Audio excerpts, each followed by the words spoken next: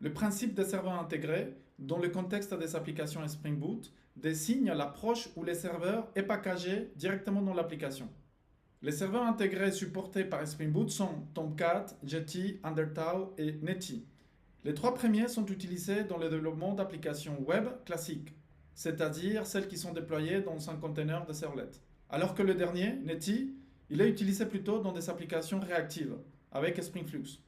Lorsqu'on développe une application web classique, le serveur par défaut est Tomcat, et il se lance sur le port 8080.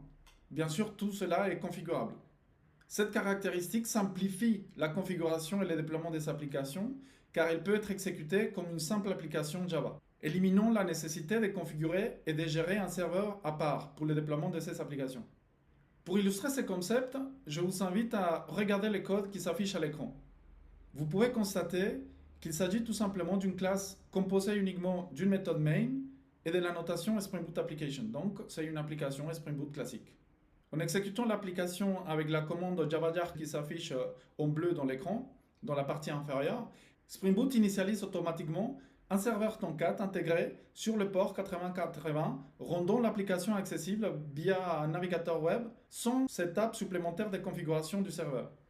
Ce modèle offre une grande commodité et réduit la complexité lors du développement, de l'implémentation des tests et de la mise en production des applications.